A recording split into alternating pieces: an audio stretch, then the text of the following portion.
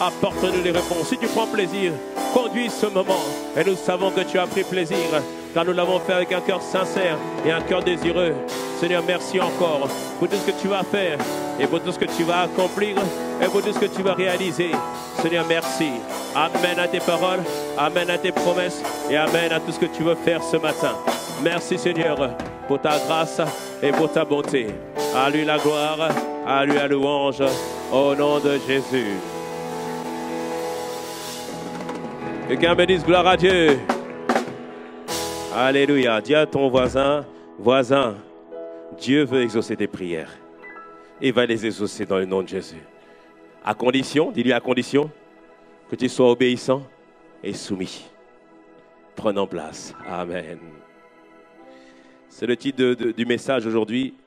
Dieu exauce les prières. Non, ce n'est pas ça le thème, Jimmy. Tu peux mettre, Charles, s'il te plaît? Je n'ai même pas d'écran ici. Vraiment, le MCM, c'est compliqué aujourd'hui. Donc, c'est Dieu, voilà, le titre, c'est les prières que Dieu exauce sont celles faites par une église qui est obéissante et soumise. Est-ce que tu me suis ou pas? Amen. Les prières que Dieu exauce sont celles faites par une église qui est obéissante et soumise. Est-ce qu'on va être une église obéissante et soumise? Amen. Il le fera dans le nom puissant de Jésus. À la croix de Golgotha, il a dit, tout est accompli. La libération est accomplie. Le salut de ta famille est accompli. Tout est accompli. Lorsque je prie, je ne fais pas attention à mes circonstances, mais c'est un acte de foi pour déclarer et dire, Papa, ce que tu as accompli se manifestera dans ma vie, dans ma postérité, dans ma nation et dans ma génération. Alléluia. En gros, la prière, c'est dire non à la fatalité et dire au Seigneur, nous croyons que le plan que tu as prévu pour nous va se manifester dans notre vie. Alléluia. Et la prière, c'est par conséquent rentrer dans une dimension de joie, une dimension d'action de grâce. La Bible nous dit ceci en Éphésiens 1.3. Éphésiens 1.3 nous dit ceci. Béni soit Dieu, le Père de notre Seigneur Jésus-Christ, qui nous a bénis de toutes sortes de bénédictions spirituelles dans les lieux célestes en Christ. Amen. Ça veut dire quoi? Que quand je prie, je suis reconnaissant parce que Dieu m'a déjà béni. Je suis reconnaissant parce que Dieu m'a donné toutes les bénédictions. La sagesse est déjà donnée. La faveur est déjà donnée. Le pardon des péchés est déjà donné. La bonne santé est déjà donnée. La prospérité divine est déjà donnée. Le salut dans ta famille est déjà donné. Un couple épanoui est déjà donné. Une postérité qui sera la gloire de Dieu. Toutes ces choses sont déjà données. Ce sont les bénédictions qu'il nous a déjà données dans la sphère spirituelle. Est-ce que tu me suis ou pas? Et ça, c'est ce qu'on appelle l'héritage. Tout bon père prépare un héritage pour ses enfants. Seigneur, on l'a vu avec la parabole du fils prodigue. Le père avait préparé un héritage pour eux. C'est-à-dire que lorsque le père travaillait, c'était dans le but de transmettre quelque chose à ses enfants. Et Jésus-Christ, en allant à la croix, il nous a donné un héritage. Maintenant, pour celui qui est en Jésus-Christ, il a droit au pardon des péchés. Il a droit à la vie éternelle. La vie éternelle, ce n'est pas la vie après la mort, mais c'est une vie qui commence maintenant et qui se poursuit jusque dans l'éternité. Dis-moi un beau amen. Nous avons droit à la bonne santé. Nous avons droit à la paix de Dieu. Nous avons droit à la joie de Dieu. Nous avons droit à la postérité financière. Dis-moi un beau amen. Nous avons droit aux révélations, aux mystères cachés de Dieu. Tout cela, c'est dans notre héritage. Et nous avons aussi droit à des nations, à des territoires. Tout cela est contenu dans notre héritage. Et il est tout à fait normal d'aspirer à vivre cela. Dis-moi un bon amen. Il est tout à fait normal d'aspirer à vivre cela, de vivre l'héritage que Dieu nous a transmis. Pourquoi? Parce que c'est la volonté de Dieu, c'est le désir de Dieu. Et il faut que nous puissions vivre l'héritage pour que ceux qui ne croient pas en Jésus puissent être convaincus.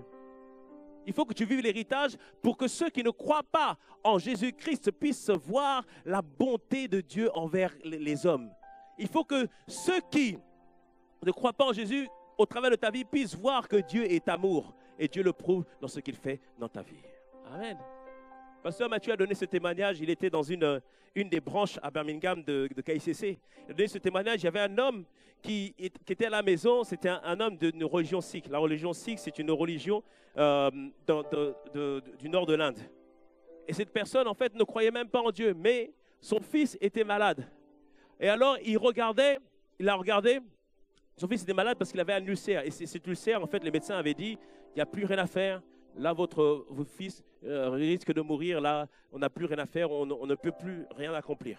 Et cet homme est venu à l'église parce qu'il avait vu une publicité qui parlait, en fait, qu'il y avait une conférence, il y avait plusieurs jours d'enseignement à KICC Birmingham. Et cet homme est venu.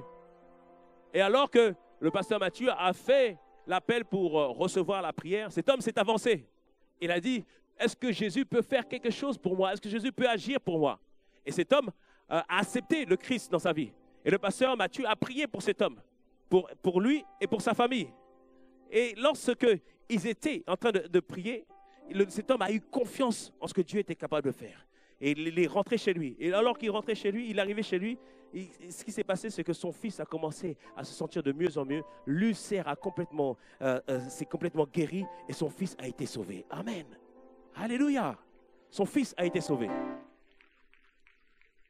Résultat, le dimanche d'après, il a amené son fils avait 27 ans, mais il a dit à son fils, tu viens à l'église. Il a emmené sa femme, elle a dit à sa femme, tu viens à l'église. Il a amené ses autres fils, vous venez à l'église. Et après, il a appelé son frère. Il a dit, frère, viens ici, il faut aller célébrer le vrai Dieu. Et il a invité son frère qui a invité ses enfants. Ils sont tous venus à l'église. Et un beau jour, un dimanche matin, il y a eu plus de 9 personnes de la famille qui ont été baptisées par les eaux du baptême. Dis-moi un pour un amen à cela. Alléluia! C'est pour ça que Dieu veut que nous puissions manifester l'héritage, la vie qu'il nous a réservée. Il veut que nous puissions le manifester. Et c'est vrai que lorsqu'on donne sa vie au Seigneur, souvent on aspire à vivre cet héritage. On dit, pasteur, ok, j'ai donné ma vie au Seigneur, maintenant je veux être guéri, maintenant je veux la délivrance, maintenant je veux le travail. C'est vrai, Dieu veut, c'est la volonté de Dieu. Mais le problème, c'est qu'on ne comprend pas les règles pour posséder cet héritage-là. Et on le voit avec le fils prodigue, on l'avait vu la semaine dernière en Luc 15. Le fils prodigue est venu voir son père, il a dit, papa, donne-moi la part de l'héritage. Allez, donne-le-moi. Et son père lui a donné, et puis quelques temps après, il a tout dilapidé, il a tout perdu. Je voudrais te dire ce matin que pour hériter de Dieu, pour vivre la vie de Dieu, il faut que tu comprennes que tu sois en relation avec le Seigneur, mais que tu marches dans l'obéissance. Est-ce que tu me suis ou pas? Amen. Et l'ombre de l'héritage dans l'Ancien Testament, c'était le fait que Dieu voulait conduire son peuple en Canaan. Canaan, c'était l'ombre, c'était le symbole de l'héritage. Chaque ville représente tous les domaines que tu dois prendre possession. Une des villes, c'est la santé, tu dois prendre possession. Une des autres villes, c'est l'intimité avec Dieu, tu dois prendre possession. Une autre ville, c'est le salut de ta famille, tu dois prendre possession. Une autre ville, c'est le salut des nations, tu dois prendre possession. Une autre ville, c'est le salut de l'éducation, dans le domaine de l'éducation, tu dois prendre possession. Dis-moi un bon amen à cela. Chaque ville représente un domaine que nous devons conquérir. Amen. Est-ce que tu me suis ce matin ou pas? Amen. Et Dieu a sorti le peuple d'Égypte, c'est-à-dire de la servitude de Pharaon, qui est le symbole de Satan. C'est-à-dire que Dieu a libéré les êtres humains. Le but, c'est de les mettre à Canaan pour vivre la vie qu'il avait réservée pour eux. Est-ce que tu me suis? Amen. Et même Dieu a dit à son peuple, il dit, écoutez, je vous livre le pays. Il dit, je vous le donne, je vous le livre. Et quand il disait, je vous livre le pays, il disait à son peuple, allez-y, je vous donne la capacité de prendre possession de ce pays-là. Dieu t'a donné la capacité de prendre possession de ton héritage. Dis-moi un bon amen. Il t'a donné la capacité de prendre possession de l'éducation. Oh, qui est dans l'éducation ce matin? Alléluia. Seigneur, merci pour ta grâce et ta faveur sur Mathilde, sur Alexandra et sur tous ceux qui sont sur l'éducation. Ils font la différence là où tu les as placés dans le nom puissant de Jésus. Dis-moi un bon amen. Alléluia. Dieu nous donne la capacité de prendre possession de notre héritage. Mais le peuple, lorsque Dieu leur dit, je vous livre le pays, ils se sont dit, mais puisque Dieu l'a livré, ça va être facile. Et lorsqu'ils arrivent dans le pays, ils envoient des espions, comme on l'a lu dans le passage. Les espions vont regarder, ils envoient 12 espions. Ils vont regarder, ils vont inspecter, ils vont regarder, est-ce que le pays est vraiment comme Dieu l'a promis? Dieu a dit que c'était le pays où coule le lait et le miel. Il dit que c'était le pays où c'est abondant. Et ils observent, ils regardent, ils voient qu'effectivement, c'est un pays où il y a le lait, il y a le miel. Tu liras à la maison en Nombre 13, ils ont ramené des grappes de raisin. C'était tellement gros qu'ils étaient obligés d'être 2 pour porter les grappes de raisin. Imagine-toi, waouh! Ça prouve que Dieu n'avait pas menti. Et je voudrais te dire ce matin, en dépit de ce que tu vis ce matin, Dieu n'a pas menti sur ta vie dans le nom de Jésus. Tu prendras possession de ton héritage. Dis-moi un bon amen. Dieu n'a pas menti sur ta vie. Dis-moi un bon amen. Mais quelqu'un me dit, mais pasteur, pourquoi je ne le vis pas? J'ai plutôt l'impression que c'est plutôt opposition sur opposition. Parce que tu dois comprendre comme le peuple, il devait prendre possession de Canaan. Il y a eu des géants et parfois, dans notre vie, dans les domaines de notre vie, il y a des géants qui sont là et qui disent non, non, non, non, non, non, non, non, non, non, non, tu ne prendras pas possession de ça. Aujourd'hui, on a ouvert un campus à Limay, tu le sais, là, à Mantes. Tu le sais ou pas? Amen, acclame le Seigneur pour cela.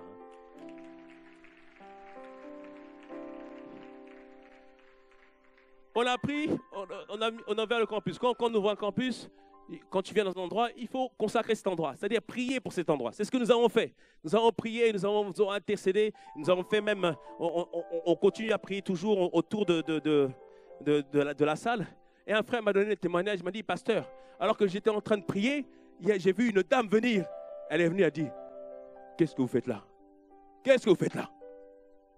Cela nous montrait qu'il y avait une entité spirituelle qui était là pour dire, ici, là, c'est moi qui contrôle. Mais nous prenons possession dans le nom de Jésus. Dis-moi un bon amen. Mais nous prenons possession dans le nom de Jésus. Amen. Les géants que le peuple voyait en Canaan, c'était l'ombre des dominations, des autorités spirituelles que nous devons affronter pour prendre possession de notre héritage. Tu pries pour le salut de ta famille. Une sœur m'a donné ce témoignage cette semaine. Elle m'a dit, pasteur, j'ai prié pour ma famille. Je priais pour ma famille. Et j'ai entendu une voix qui m'a dit, je ne pars pas. Dis-moi, on dit bien, Ça veut dire qu'il y a des entités spirituelles qui sont là, qui bloquent le salut de la famille. Mais il a dit, je te livre. Il a dit, je vous livre. C'est-à-dire, je vous donne la capacité de prendre possession dans le nom de Jésus. Quelle que soit la voix que tu as entendue, quelle que soit la visitation que tu as vue dans le nom de Jésus, Dieu te les livre entre tes mains dans le nom puissant de Jésus. Dis-moi un bon amen. Quel que soit ce que vit ta famille, Dieu te donne la capacité d'aller combattre. Dis-moi un bon amen. Alléluia. Et Dieu disait au peuple, allez prendre possession. Allez attaquer. Allez prendre possession. Mais il voyait les géants, il disait, ah non, là, je ne peux pas le faire. C'est trop compliqué. Il y a des géants à affronter. Et aujourd'hui, Dieu ne nous demande pas d'aller prendre les armes. Dis-moi, bon, amen. Non, il nous demande de combattre dans la prière. C'est pour ça qu'il nous a donné l'esprit de prière. Parce que par nos prières, nous combattons et nous prenons possession de chaque domaine que Jésus-Christ nous a déjà donné à la croix de Golgotha. Israël devait affronter 7 nations qui avaient pris possession de leur héritage. Les 7 nations-là représentent 7 domaines que le peuple devait prendre possession. 7 domaines. Et la Bible nous dit, et nous avons vu à la Pâque, que Jésus-Christ a versé son sang 7 fois. C'est-à-dire, quel que soit le domaine, Jésus a déjà versé son sang. Quel que soit le domaine, Jésus a déjà versé son sang. Quel que soit le domaine, Jésus a déjà versé son sang. Dis-moi un bon amen à cela. Alléluia. À Gethsemane, il a versé son sang pour que la volonté parfaite de Dieu puisse s'accomplir dans ta vie. Il a été fouetté dans son dos. Il a versé son sang pour que tu puisses récupérer l'autorité. Alléluia. Il a versé son sang. On l'a arraché la barbe pour que plus jamais que toi tu sois honteux. Dis-moi dans le nom puissant de Jésus. Il a versé son sang dans les mains afin que tu sois productif. Dis-moi un bon amen. Il a versé son sang dans les pieds afin que tu puisses devenir quelqu'un de stable. Dis-moi un bon amen. Il a versé son sang avec la couronne d'épines afin que toi tu puisses avoir maintenant la couronne de gloire. Dis-moi un bon amen. Il a versé son sang sur le côté afin que plus jamais que toi ton cœur ne soit percé dans le nom de Jésus. Alléluia. Jésus a versé son sang dans tous les domaines. Ça veut dire quoi? C'est que le combat est déjà remporté. Dis-moi bon amen. Le combat est déjà remporté. Alléluia. Alléluia. Pour ça que quand l'ennemi te met des pensées, quand la chair te dit, mais est-ce que Dieu t'a oublié? Est-ce que Dieu t'a mis de côté? Rappelle-toi Ephésiens 1:3. Béni soit Dieu notre Père qui nous a bénis de toutes les bénédictions dans les lieux célestes. Il m'a béni dans mon foyer, il m'a béni dans mon ministère, il m'a béni dans ma santé, il a béni ma famille, il a béni ma nation, il a béni ma ville. Dis avec moi, je suis béni. Dis avec moi, je suis béni. Alléluia. Il nous a bénis. Tu le déclares et tu le proclames dans le nom de Jésus. Et tu combats dans la prière. Tout à l'heure, je te dis, la prière nous rappelle que nous sommes dans un combat spirituel. Amen. Et pour affronter les géants, il ne fallait pas juste un seul homme, mais il fallait une armée entière pour aller affronter tous ces géants. Et je crois que Sergi est l'armée que Dieu veut susciter dans cette saison. Alléluia. Dieu veut susciter, c'est une armée. Et le problème de Dieu, ce n'était pas que les géants étaient forts, mais c'était de savoir est-ce que le peuple allait être suffisamment obéissant. Est-ce que le peuple allait avoir pleinement confiance en Dieu pour aller prendre possession de l'héritage. Et comme on l'a vu dans le passage, à cause du mauvais rapport qu'avaient fait certaines exceptions, tous se sont dit « Ah non, c'est pas bon, c'est compliqué ». Et ils ont commencé même à critiquer les autorités. « Moïse, Aaron, pourquoi vous nous avez envoyés ici? Est-ce qu'on ne pouvait pas simplement retourner en Égypte? On n'était pas mieux là-bas. Pourquoi tu nous as emmenés dans ce désert-là? Pourquoi tu nous as emmenés dans cet endroit? Est-ce qu'on ne pouvait pas retourner en Égypte? » Je prie que dans le nom de Jésus, ne retourne pas en Égypte, dans le nom puissant de Jésus. Alléluia. Ne retourne pas en Égypte. Mais il y avait Caleb qui disait au peuple, donc Nombre 14, versets 8 à 9, on l'a dit, il a dit, mais les amis, puisque Dieu l'a dit, et que s'il est avec nous, on va prendre possession du pays. On va prendre possession de notre héritage. On va vivre la vie que Dieu nous a donnée. Alléluia. Et Dieu t'est favorable dans le nom de Jésus. Tu prends possession de ce que Dieu t'a donné. Dis-moi un bon amen à cela. Alléluia. Est-ce qu'il y a un peuple qui, aujourd'hui, qui veut vivre la vie que Dieu lui a demandé? Est-ce qu'il y a un peuple qui veut vivre la vie que Dieu lui a demandé? Amen. Mais le peuple n'avait pas réalisé que pour vivre l'héritage que Dieu avait pour eux, il fallait qu'ils soient obéissants et qu'ils fassent confiance à Dieu. Mais le peuple, conduit par Moïse, c'était un peuple qui n'avait pas la culture de l'obéissance, mais plutôt la culture des murmures. Moïse, on n'a pas d'eau. Moïse, on n'a pas à manger. Moïse, pourquoi tu as fait ci? Moïse, pourquoi tu as fait cela? Dans le passage qu'on a vu, il parlait même de lapider Moïse, c'est-à-dire de tuer Moïse. C'était un peuple qui avait cette culture des querelles, culture de la convoitise. À chaque fois, ils voulaient pousser des choses. Ils n'étaient pas patients envers Dieu. La culture de la critique. À chaque fois aussi, ils attaquaient l'autorité. Ils attaquaient tout le temps Moïse. Ils n'avaient pas compris que la clé pour prendre possession de l'héritage était d'obéir entièrement à Dieu. Et dans le passage que nous avons vu, Dieu leur dit, allez-y, prenez possession. Ils ont dit, non, on ne veut pas prendre possession. Et à ce moment-là, Moïse vient vers Dieu et lui dit, mais Seigneur, pardonne leur iniquité parce que tu es un Dieu lent à la colère. Et on l'a vu dans le passage, il a dit, je pardonne leur iniquité. Mais je suis vivant et la gloire de l'Éternel remplira toute la terre. Nombre 14, versets 21 à 25. Il leur a dit que je suis Dieu, je suis vivant. Mais ce peuple, à cause de leur désobéissance, parce qu'auparavant ils avaient désobéi par 10 fois, à cause de leur désobéissance, à cause de leur insoumission, je ne les ferai pas rentrer dans le pays. Est-ce que tu me suis ce matin? Et Moïse a dit ça au peuple, il dit, Dieu a dit, vous ne rentrerez pas dans le pays, retournez dans le désert, restez errés dans le désert. Le peuple s'est lamenté. Il s'est dit, non, on va quand même y aller. On va quand même y aller. Et au verset 14, 39 à 44, c'est là où le peuple il dit, allez, allons-y. Et Moïse leur dit, n'y allez pas, parce que Dieu n'est pas avec vous. Vous avez désobéi, Dieu n'est plus avec vous. Et ils sont partis, et on l'a lu, et ils se sont fait complètement écraser par leur ennemi. Les géants n'étaient pas forts. Ils n'étaient pas plus forts qu'eux. Tant que Dieu était avec eux. Amen. Tant que Dieu était avec eux, ils étaient assurés d'avoir la victoire. Mais à cause de leur désobéissance, Dieu n'était pas avec eux. Et alors ils ont été écrasés par les ennemis. Je vais te dire ce matin, la désobéissance affaiblit la force de l'Église. La désobéissance renforce les géants. La désobéissance retire l'autorité de l'Église. Et tu le vois ici, parmi le peuple, plusieurs étaient obéissants. Moïse était obéissant. Josué était obéissant. Caleb était obéissant. Plusieurs étaient obéissants. Mais ça ne suffisait pas. Il fallait un peuple entier qui devait être obéissant. Est-ce que tu me suis ou pas? Et que lorsque l'Église est désobéissante, c'est comme si on renforçait la force des géants. Alors là, lorsqu'on prie, pas de percée. Lorsqu'on prie, on a l'impression qu'on n'y arrive pas. lorsqu'on prie, on dirait que les choses deviennent encore pires. Tout ça, pourquoi? Parce que la désobéissance a renforcé la force des géants. Est-ce que tu me suis ou pas? Mais nous sommes un peuple obéissant dans le nom de Jésus. Alléluia. Est-ce que tu me suis ou pas? Et tu dois comprendre, mon frère, ma soeur, que la Bible nous dit même que lorsque nous n'obéissons pas à la parole de Dieu, notre prière est une abomination devant le Seigneur. Proverbe 28, 9 nous dit ceci, en version sommaire, il dit « Si quelqu'un se détourne pour ne pas écouter la loi, c'est-à-dire si quelqu'un n'obéit pas à la parole de Dieu, sa prière même est en horreur à Dieu. » C'est-à-dire qu'il peut prier des bonnes choses, il peut prier des choses qui sont de la volonté de Dieu. Seigneur, nous croyons que nous avons un héritage, nous prenons possession de cet héritage.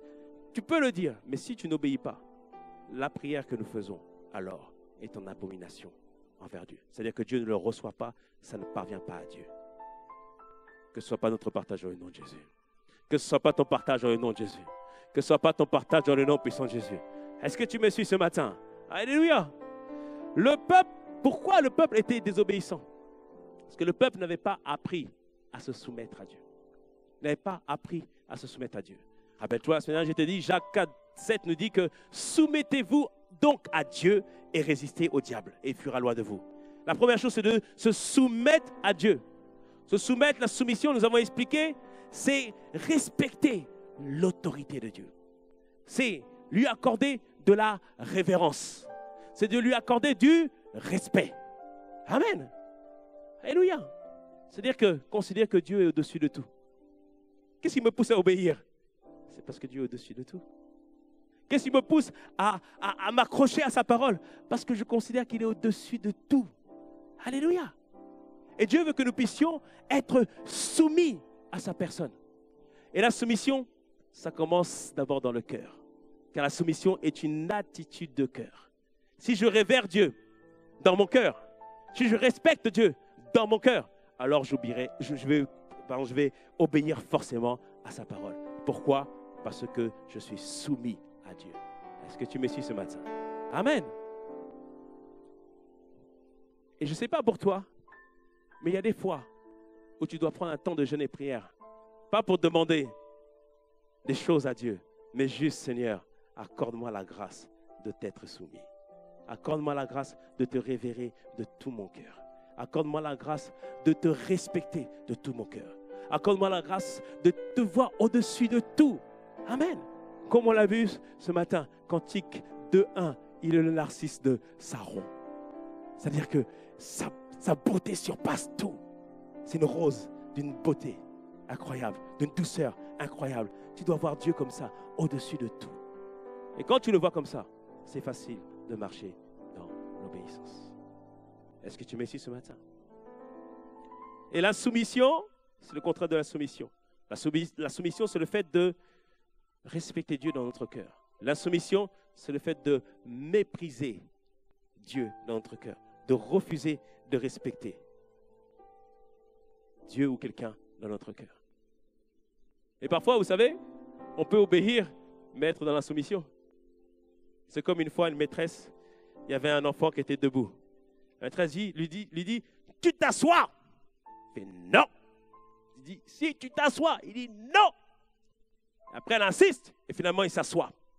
Il la regarde et au fond de lui, il dit, je me suis assis, mais dans mon cœur, je ne me suis pas assis. La personne a obéi, mais dans son cœur, elle était insoumise. Est-ce que tu me suis ou pas? Et Dieu condamne à la fois la désobéissance et à la fois aussi l'insoumission. 1 Samuel 15, versets 22 à 23. Les holocaustes et sacrifices font-ils autant plaisir à l'Éternel que l'obéissance et ses ordres? Non, car l'obéissance est préférable au sacrifice. La soumission vaut mieux que la graisse des béliers. Verset 23. Car l'insoumission est aussi coupable que le péché de divination et la désobéissance aussi grave que le péché d'idolâtrie. Et puisque tu as rejeté les ordres de l'Éternel, lui aussi te rejette et te retire la royauté. C'était la sanction qu'il y avait eu contre Saül, qui avait désobéi plusieurs fois à Dieu. Alors que Dieu voulait le meilleur pour lui. Il n'a pas appris à se soumettre à Dieu, c'est-à-dire faire pleinement confiance en Dieu dans tout ce qu'il dit. Dieu l'avait dit, attends 7 jours Samuel, le sacrificateur, viendra faire le sacrifice. Mais lui, il n'a pas patienté. Pourquoi? Parce qu'il devait faire un sacrifice avant d'aller attaquer. Le sacrifice, c'est le signe de l'adoration, le signe de la prière. Avant de faire toute œuvre, prie et adore le Seigneur. Dis-moi bon amen. Et il faisait un sacrifice parce que ainsi Dieu allait leur donner la victoire. Mais Dieu a dit, attends 7 jours. Mais voyant que les ennemis se rassemblaient et voulaient l'attaquer, au bout de 6 jours et demi, il a fait le sacrifice. Et Samuel a dit, mais non, c'est pas bon. C'est pas juste faire le sacrifice, mais c'est être obéissant. C'est pas juste jeûner et prier, mais c'est être obéissant. C'est pas juste dire, ah non, je vais faire 21 jours de jeûne et prière. Mais il faut être obéissant. Quand j'étais à Kinshasa, j'ai vu une affiche. 100 jours de jeûne et prière. J'ai fait 100 jours de jeûne et prière. Et le pasteur Christian qui est là-bas, il s'est renseigné quel était le thème de ces 100 jours de jeûne et prière. C'était le mariage, la voiture, tout ça. Il dit 100 jours pour ça. Si c'est 100 jours, c'est pour rencontrer Dieu, dis-moi bon amen. Si c'est 100 jours, c'est pour l'intimité avec lui. Mais je peux te dire, tu peux faire 100 jours de jeûne et prière. C'est un sacrifice, n'est-ce pas? Amen. Mais si tu n'es pas obéissant, tu n'obtiendras rien de Dieu. Est-ce que tu me suis ou pas? L'obéissance est nécessaire. Mais comme je te le dis, toi tu es obéissant, j'espère. J'espère, hein? Alléluia. Parce que moi, je ne sais pas ce que tu fais à la maison. Hein? Mais pourquoi je lui dis ça? Parce que on est ensemble. C'est la même famille spirituelle. Ce qu'il fait m'impacte. Est-ce que tu me suis ou pas? Ce que ton voisin fait nous impacte. Parce que nous sommes un seul corps. Nous sommes une seule armée. Quand on prie, nous sommes tous ensemble. Et le peuple, plusieurs étaient obéissants. Mais tous n'étaient pas obéissants. Et à cause de la désobéissance du reste, personne n'a hérité. Ce ne sera pas notre cas dans le nom de Jésus. J'ai frère, dans le nom de Jésus, ce ne sera pas notre cas dans le nom de Jésus. Alléluia. Et rappelle-toi même que Josué, il y avait un seul homme qui avait péché. Ils arrivent à Jéricho, Dieu leur dit, ne touchez pas. Ça, c'est voué à l'interdit. Ne touche pas aux 10% des 10 premiers pourcents de ton salaire. Ça, c'est pour Dieu. Mais eux, lui, il a vu des choses qui lui plaisaient. Un bon manteau de chiméar, une région. C'est comme si tu disais, un bon manteau de Milan, je veux le posséder. Et il a pris ce manteau plus de l'or. Et il a caché ça. Tout le reste du peuple n'était pas au courant. Et après avoir pris Jéricho, premier domaine, deuxième ville, une autre ville devait prendre Haï, une ville plus petite, moins forte. Mais ils se sont fait massacrer. Pourquoi? Parce qu'un seul homme avait péché. C'était Akan. Akan, c'est-à-dire le trouble. Je prie que tu ne sois jamais la cause de trouble ici dans le nom de Jésus. Dis-moi un bon amen. Oh là, élève la voix. Seigneur, accorde-moi la grâce de ne jamais être un trouble dans le nom de Jésus. Élève la voix, élève la voix, élève la voix. Oh, il n'y a jamais d'acquis. Seigneur, accorde-nous la grâce de jamais être un sujet de trouble dans le nom de Jésus. Dis-moi un bon amen à cela. Alléluia. C'est-à-dire que la désobéissance est nécessaire. Et là, ici, il faut être aussi soumis. Et le peuple montrait son insoumission. Pourquoi? Parce que, ils désobéissaient à Dieu, mais aussi ils méprisaient les autorités que Dieu avait établies. Dans le passage que nous avons vu dans le Nombre 14, comme il y avait les géants, il parlait de lapider Aaron et Moïse, leurs conducteurs. Et tu dois comprendre que la soumission envers Dieu est inconditionnelle. Mais on doit aussi se soumettre aux frères et aux sœurs que Dieu a placés autour de nous. Est-ce que tu me suis ou pas? Car certains affirment, je suis soumis à Dieu. En d'autres termes, il sous-entend, je suis soumis à Dieu seul. Mais la Bible nous dit en 1 Jean 4, verset 20, si quelqu'un dit, j'aime Dieu, et qu'il haït son frère, c'est un menteur. Car celui qui n'aime pas son frère qu'il voit, comment peut-il aimer Dieu qu'il ne voit pas? Et on pourrait paraphraser, celui qui dit, je suis soumis à Dieu, mais qui ne se soumet pas à son frère, comment pourrait-il dire qu'il se soumet à Dieu alors qu'il ne se soumet pas au frère qu'il voit? Comment pourrait-il se soumettre à Dieu qu'il ne voit pas? Est-ce que tu me suis ce matin? Alléluia. Dieu nous a donné l'autorité, n'est-ce pas? N'est-ce pas?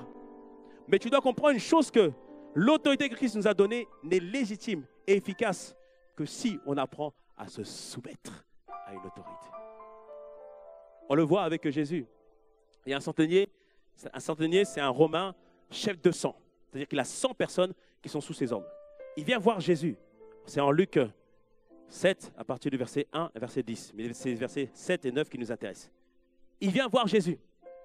Il dit, Jésus, mon serviteur est malade. Il a besoin de guérison. Il dit, viens faire quelque chose. Et après, Jésus veut venir dans sa maison. Il y va, pourquoi? Parce que le centenier faisait des aumônes. Le centenier était agréable au peuple juif. Et il veut aller dans sa maison. Mais le centenier dit, Jésus, tu n'as même pas besoin de venir. Moi, je suis un chef de sang. Moi, je suis soumis à mes autorités. Et comme je suis soumis à mes autorités, lorsque je parle à ceux qui sont en-dessous de moi, ils m'obéissent. Est-ce qu'on peut mettre le verset, s'il vous plaît? Luc 7, verset 7. Merci la régie. Alléluia. Donc, il dit, c'est aussi... Donc, verset 8, on prend directement. Verset 8, il dit, car moi qui suis soumis à des supérieurs, j'ai des soldats sous mes ordres, et je dis à l'un, va et il va, et à l'autre, viens et il vient, et à mon serviteur, fais cela et il le fait. Il disait à Jésus, moi je connais le principe de l'autorité. Moi je suis soumis à mes autorités, et je sais parce que je suis soumis à mes autorités, ceux qui sont en dessous de moi vont m'obéir. Il disait, Jésus, j'ai entendu dire que toi, tu t'étais pleinement soumis au Père. Puisque tu es soumis au Père, tu as pleinement l'autorité. Alors je sais que tout ce qui est en dessus de toi va forcément t'obéir. Jésus était soumis à l'autorité suprême qui est Dieu. En dessous de lui, la maladie était en dessous de lui, les démons étaient en dessous de lui, les situations étaient en dessous de lui. Tout était en dessous de lui. Dis-moi un bon amen. Alléluia. Et cet homme était sûr, parce que Jésus est soumis. L'autorité de Jésus était légitime et était efficace. Dis avec moi, efficace. Alléluia. Si tu veux que les montagnes soient renversées dans ta vie, que les géants soient terrassés dans ta vie, tu vas devoir apprendre à te soumettre. Est-ce que tu me suis ou pas? Alléluia. Et comme je dis, se soumettre, c'est aussi se soumettre aux frères et sœurs que Dieu a placés de notre côté. Alléluia. Tu es là au milieu de nous. Amen. Fais pas tes trucs là. Hein? Alléluia. Soumets-toi, mon frère. Alléluia. C'est un bon exemple, ça. Se soumettre à Dieu, on comprend. Révérer. Élever au-dessus de tout. Mais se soumettre à notre frère, à notre soeur, on ne comprend pas tout à fait. Se soumettre, nos définitions de se soumettre, c'est céder à un autre. C'est capituler devant l'opinion de quelqu'un d'autre. Ou se retirer, se désister, reculer ou se rendre. Je vais t'expliquer. On ne parle pas de tout accepter comme un pailleur sans, dis-moi bon amen. Mais on parle du fait que nous devons respecter la place accordée à chacun dans l'organisation. Éphésiens 5, 21 dans la version Parole vivante nous dit ceci. Par respect pour le Christ, prenez chacun votre place dans l'ordre établi, vous soumettant les uns aux autres. Alléluia. C'est-à-dire que Dieu a établi une organisation. Et le drame dans l'église, c'est quand tout le monde veut être le boss. Tout le monde veut être celui qui est à la lumière. Tout le monde veut être celui qui est au-dessus de tout. Et tout ça, on veut le faire au nom de Jésus. Mais le Jésus que nous parlons ici, c'est celui qui a dit, je suis votre autorité, mais qui s'est agenouillé devant ses disciples et leur a lavé les pieds. Dis-moi un bon amen à cela. Il leur a lavé les pieds. Parce que l'autorité que Dieu nous donne, ce n'est pas comme l'autorité du monde.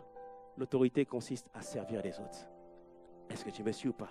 L'autorité consiste à servir les autres. Alléluia. Et ce qui est dramatique, c'est que des personnes veulent être élevées. Ils cherchent Dieu pour être élevés. Mais quand tu veux être élevé, apprends à t'abaisser. Comme Jésus qui s'est mis à terre. Alléluia. Alléluia.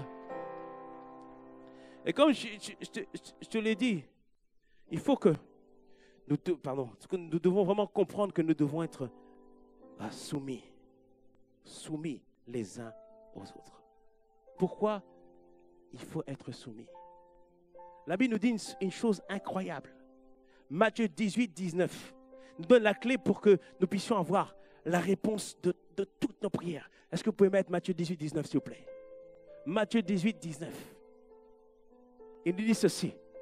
Je vous dis encore. Il dit quoi? Si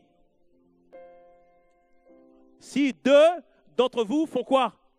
Ils s'accordent. S'accordent, ça veut dire quoi? Qu'ils sont unis. D'accord? C'est-à-dire qu'ils sont d'accord sur quelque chose. Amen. Ils ne sont pas d'accord sur tout, mais sur quelque chose, ils s'accordent. Et dans ce cas-là, ils se fassent quoi?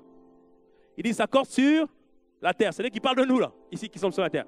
Il dit que pour demander une chose, quelconque, c'est-à-dire quoi? C'est-à-dire quelle que soit la chose. D'accord? Quel que soit le domaine. Et il dit quoi à la suite du verset? Elle leur sera refusée, sera différée. Elle sera accordée par mon Père qui est dans les cieux. Amen. Dieu le dit ici, si on arrive à s'accorder, mais on a tout. Si on arrive à s'accorder, se mettre d'accord sur quelque chose, on a tout. La faveur de Dieu, la grâce de Dieu, les guérisons, tout est accompli. Dis-moi un bon amen. Il dit, quelle que soit la chose que nous demandons. C'est-à-dire que si tu t'associes avec ton frère pour dire, toi et moi, on va s'associer et on va se mettre d'accord, toi et moi, pour que ce que nous demandons puisse être accordé, alors on sait que Dieu va le faire. J'ai raconté une fois un frère que sa femme ne pouvait pas enfanter parce qu'ils avaient dit que les trompes sont complètement collées les unes aux autres. Et les médecins ont dit qu'il n'y avait rien à faire à part une FIV. Et la femme n'en pouvait plus. La femme avait cru en l'Éternel, mais à chaque fois, il n'y avait rien qui se passait. Et donc, du coup, elle disait, je ne veux plus prier pour ça. Je suis résigné, je ne veux plus prier pour ça. Ne sois pas résigné dans le nom de Jésus, dis-moi un bon amen. Et le frère m'a dit ça, je dis, écoute, Matthieu 18, 19, toi et moi, on va s'accorder pour demander cette chose-là. Et lui et moi, on s'est accordés. Et quelques mois après, il m'a dit, pasteur, ma femme est enceinte, dis-moi un bon amen. Alléluia. C'est ça. Alléluia. C'est ça. Lorsqu'on s'accorde, lorsque deux personnes s'accordent, c'est-à-dire que lorsque deux personnes décident de jouer la même mélodie, décident de jouer la même gamme en musique. Mais il fallait j'ai pas de piano aujourd'hui, mais c'est pas grave. Ah, je vais faire avec le chanteur. Ah ben venez, je les chanteur. Venez ici. Alléluia. Alléluia. Amen. Come on. Allez, vite. Alléluia.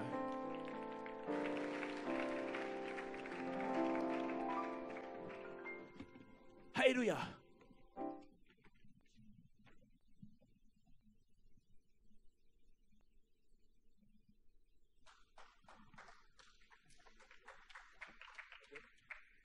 Donc, vous allez chanter « Mon âme soupira après toi », d'accord? À 3, ok? 1, 2, 3. Mon âme Plus fort. soupira. Stop. Après, ils ont changé la gamme. Mais au début, est-ce que c'était joli ou pas? Est-ce que c'était joli ou pas au début? Vous avez trouvé que c'était joli? On refait. Change la gamme. 1, 2, 3. Fort. Mon âme soupira près toi et mon esprit. Non, il y en a qui gagnent des gammes par là. Eux, ils trichent parce qu'ils chantent dans la même gamme. Mais, je sais. Poussez-vous. Toi, tu viens. Allez, viens. Allez, poussez-vous. Ouais, toi. Parce que eux, c'est des tricheurs. Non, mais c'est bon, pas de problème. Alléluia, là c'est mieux. Ah, là. Ils ont gâché ma démonstration. Alléluia. Alors, voici nos cobayes du jour. Alléluia. 1, 2, vous chantez mon âme supérieure après toi, d'accord? 1, je change encore de gamme, d'accord? 1, 2, 3. Mon âme soupira. Donc là, c'est pas joli, hein? Près toi et Voilà. mon esprit. Ok, amen, c'est bon. Allez. Ok, maintenant, viens. Non, restez là, viens. Ok. Donc là, on comprend que c'est pas joli. Amen. Eux, ils ont triché parce que comme ils ont l'habitude de chanter ensemble, ils ont pris tous la même gamme. Ok. Donc voici le worship leader, n'est-ce pas? C'est elle qui a conduit la louange aujourd'hui. Amen. Des fois, lorsqu'on envoie des chants aux chantres, des fois les chantres, ils disent « Ah, mais c'est quoi ce chant? Encore un vieux chant ?» Mais le truc, la chose, c'est que Dieu lui a donné une mission pour aujourd'hui. Dieu lui a inspiré certaines choses pour aujourd'hui. Amen. Là, on voit qu'ils n'ont pas réussi à chanter correctement. Tu peux donner la gamme, s'il te plaît? Ok, prends la gamme. Cette gamme-là. Mon âme. Ok. Vas-y, continue. Maintenant, colle-toi à sa gamme. Près toi et Colle-toi à sa gamme. mon esprit. Colle-toi à sa gamme. En moi te cherche. Alléluia. Ah, c'est mieux. Allez, come on. Toi seul est Alléluia. le désir Alléluia. de mon cœur et je vis Amen. pour t'adorer. Avant, quand on les regardait avant, ils paraissaient faibles. Ça paraissait bizarre. Mais maintenant que chacun s'est soumis à la gamme imposée par Emmanuel. Tous se sont mis à la même gamme. Et là maintenant, c'est beau. Alléluia. Amen. Merci, on peut les acclamer le Seigneur pour eux. Amen.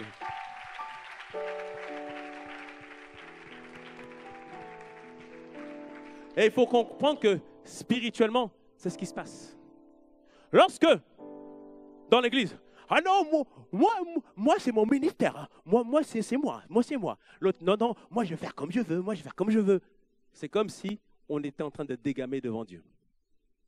Et là, les prières, comme on l'a entendu là, c'est dissonant, c'est compliqué. Dieu ne reçoit pas ces prières-là. Mais la Bible nous dit que lorsque nous prions en accord, c'est-à-dire ce que nous avons demandé est accordé. C'est-à-dire que si toi et moi, on se met d'accord pour dire qu'on va faire cette chose ensemble, alors c'est accordé dans le nom de Jésus. Amen. Et ça revient à faire comme ils ont fait. Avant de commencer, ils ne pouvaient pas. Mais quand ils se sont alignés à la gamme, alors maintenant, ce que Dieu avait prévu, au travers d'eux, peut s'accomplir dans le nom de Jésus. Amen. C'est le principe de la soumission. C'est-à-dire que dans l'église, on doit apprendre à se soumettre tous les uns aux autres. Des fois, comme je dis, les gens n'ont pas envie de chanter la chanson que Emmanuel a choisie. Mais c'est Emmanuel qui a choisi. Enfin, Dieu lui a inspiré pour qu'elle chante ce chant-là. Amen. Parce qu'elle est soumise à Dieu. Tu pries, j'espère, pour ta liste de chants quand même. Amen. Alléluia. Bon, on ne sait jamais, il faut demander. Tu sais, maintenant, je demande, hein, parce que... Alléluia. Elle prie, elle reçoit le Dieu. Elle dit, les amis, c'est ça qu'on va chanter. Mais d'autres disent, ah non, mais ce chant, je ne l'aime pas. Elle dit, mais ce n'est pas ma gamme. Dis, tu n'as pas le choix, tu te soumets. Le but de se soumettre, c'est quoi? C'est d'arriver au but que Dieu a établi pour nous. Amen. Et la Bible nous dit, soumettez-vous les uns aux autres. Pourquoi se soumettre les uns aux autres? Parce qu'il y a un but plus grand. Il y a une mission plus grande. Ce n'est pas que toi, ce n'est pas que moi. C'est que la gloire de Dieu doit être vue au travers de nos vies. Que les projets de Dieu doivent se manifester au milieu de nous. Dis-moi un bon amen à cela. Alléluia. Imagine-toi que serait l'Église si tout le monde venait. Est-ce que je peux aider quelqu'un? Parce que soumettre, je te dis la semaine dernière, c'est porter les fardeaux des uns et des autres. Aider l'autre à accomplir sa mission. Se mettre sous la mission de quelqu'un. Imagine-toi ce que serait l'Église si tout le monde venait. Hey, qu'est-ce que je peux faire pour aider? Mon frère, en quoi je peux t'aider? Ma soeur, en quoi je peux t'aider? Pasteur, en quoi je peux t'aider? Tony, en quoi je peux t'aider? Imagine ce que seraient nos foyers si tout le monde avait cette notion de soumission, se soumettre les uns les autres. Le mari dirait, ma femme, est-ce que je peux faire la cuisine pour toi aujourd'hui? Alléluia. La femme dirait, mon mari, t'inquiète pas, j'ai prévu tout pour toi. Alléluia. Les enfants diraient, les parents, allez, on va se soumettre à vous. Imaginez-vous que seraient nos foyers. Alléluia. Imaginez-vous que serait la société si tout le monde disait, hey, on va se soumettre, on va travailler ensemble, on va bosser ensemble. Allez, on va faire des grandes choses. Mais imaginez-vous ce que ce serait. Mais imaginez-vous. Imaginez-vous dans l'église, qu'est-ce que ce serait? L'église serait glorieuse, sans tache ni ride. Une église puissante. Une église où les prières sont exaucées. Ça, j'ai dit que les prières que Dieu exauce, ce sont les celles d'une église obéissante et soumise. Qui obéit à Dieu, qui est soumis à Dieu, mais qui est aussi soumis les uns par rapport aux autres. Alléluia.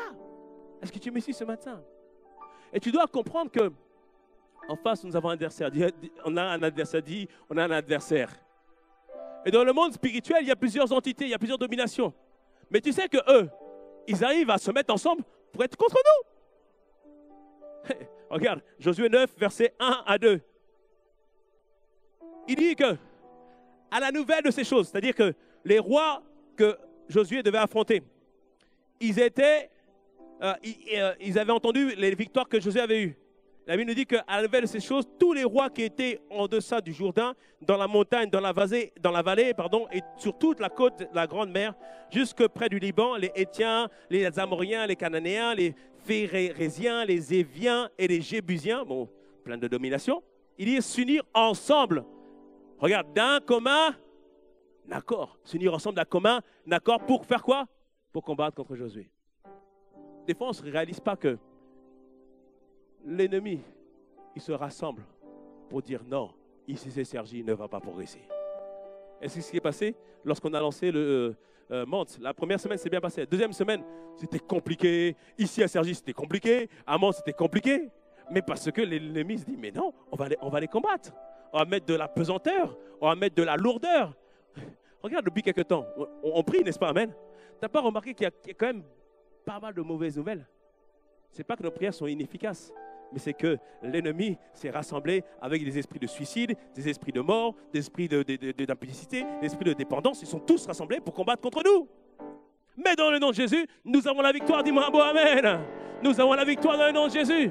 Alléluia. Ce que Dieu est en train de nous dire ce matin, unissons-nous. Soyons un.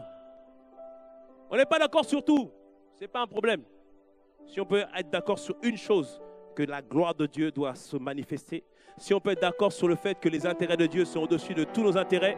Si on peut être d'accord sur le fait que ses promesses doivent s'accomplir. Si on peut être d'accord que ses prophéties doivent se réaliser. Si on est d'accord sur ça, pas de problème. Dis-moi bon amen. Et tu dois comprendre que tout est au-dessus de tout. L'Église, c'est au-dessus de tout. Les couples, le mariage, c'est au-dessus de vous-même. C'est au-dessus de vous-même. C'est-à-dire que soumettez-vous les uns aux autres.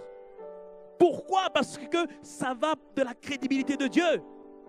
Dans l'Église, dans les couples, dans les familles, dans les départements. Le monde nous regarde. Arrêtons. Unissons-nous. Soyons soumis les uns aux autres. Amen. Et le premier à se soumettre, c'est le pasteur. C'est ce pasteur. Viens, Geoffrey.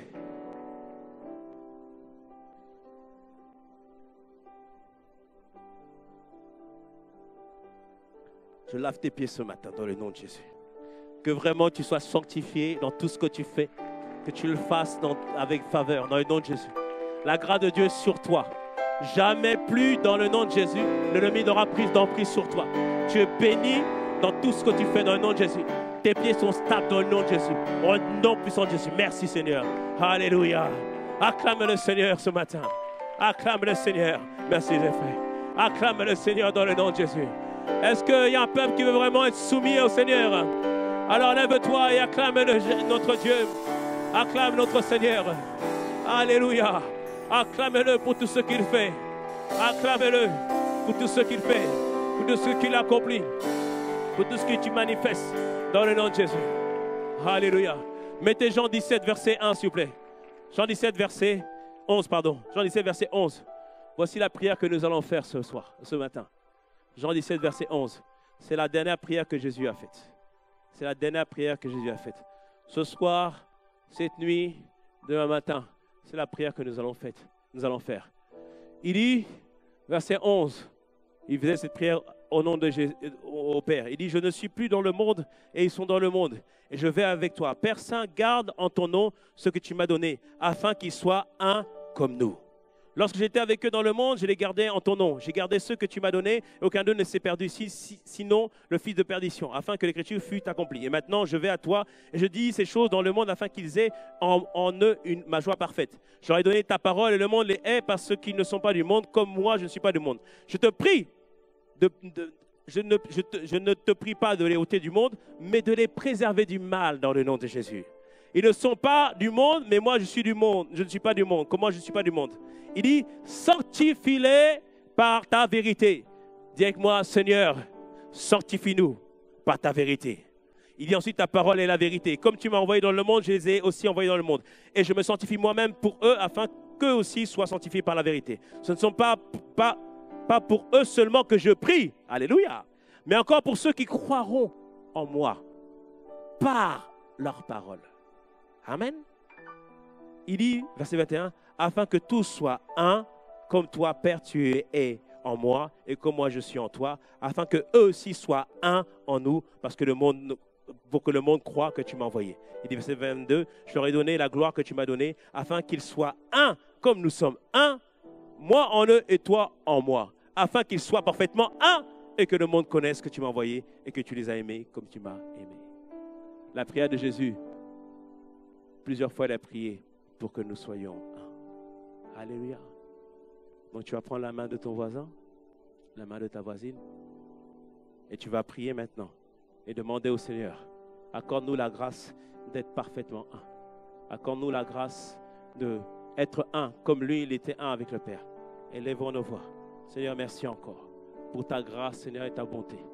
Pardon pour les divisions, pardon pour les critiques, pardon pour les querelles, pardon pour l'insoumission, pardon pour les convoitises, pardon pour toutes ces choses, Seigneur Père. Seigneur, tu nous fais grâce, Seigneur Père, ce matin. Seigneur, nous voulons être une église, Seigneur Père, qui soit sans tache ni ride. Une église obéissante, une église soumise à la gloire de Dieu. Seigneur, nous te prions encore pour chacun d'entre nous. Nous prions pour nous, mais nous prions aussi pour tous ceux qui croiront en toi par ta parole. Nous croyons, Seigneur Père, que tu vas l'accomplir et tu vas le manifester. Seigneur, merci, parce que le monde verra l'unité au sein de notre assemblée. Et à cause de cette unité, Seigneur Père, nous proclamons qu'ils sauront que nous sommes envoyés de toi. Seigneur, nous te demandons ta grâce simplement. Aide-nous à triompher. Tu as dit que tu nous préserves du mal, alors préserve-nous du mal dans le nom de Jésus. Aucun d'entre nous ne sera perdu, aucun d'entre nous ne sera désœuvré, aucun d'entre nous ne sera mis de côté. C'est notre partage et notre héritage dans le nom de Jésus. Et nous pouvons acclamer le Seigneur. On peut acclamer le Seigneur. On peut acclamer le Seigneur. Alléluia. Alléluia. Amen. Rapidement, on a tous la tête baissée. Ce matin, tu as entendu cette parole. On a dit que Jésus a une vie mise à part pour toi. Il dit que il veut que tu aies la vie éternelle. La vie éternelle ne commence pas après la mort, mais elle commence maintenant. C'est une qualité de vie. Si tu es fatigué, chargé, ou si tu ressens ce vide, comme disait Blaise Pascal, que tous les hommes ont un vide en eux, qu'aucune chose qui a été créée ne peut remplir, si ce n'est la relation avec le Père par le Saint-Esprit au travers de Jésus-Christ. Au travers de Jésus-Christ, il a dit. Il n'avait pas mis Saint-Esprit. Au travers de Jésus-Christ. Il te dit, simplement, Blaise Pascal même te dit que véritablement, ce vide-là, seul Dieu peut le combler, seul Dieu peut le remplir. Est-ce qu'il y a quelqu'un ce matin qui veut recevoir le Seigneur Jésus-Christ dans sa vie? Recevoir le Seigneur Jésus dans sa vie, c'est simple. C'est croire et le confesser de sa bouche, tout simplement. Et alors, il peut conduire ta vie et peut te diriger vers le plan parfait qu'il a pour toi. Est-ce qu'il y a quelqu'un ce matin qui désire recevoir le Seigneur Jésus dans sa vie ou qui veut revenir ce matin? Si c'est ton cas là où tu te trouves, est-ce que tu peux simplement lever la main là où tu te trouves? Si tu veux recevoir le Seigneur Jésus-Christ en tant que Seigneur et Sauveur ce matin, est-ce qu'il y a quelqu'un qui veut recevoir ce matin? Est-ce qu'il y a quelqu'un? Amen, je vois une main levée là-bas. Je crois qu'il y a encore une autre main. Qui veut recevoir?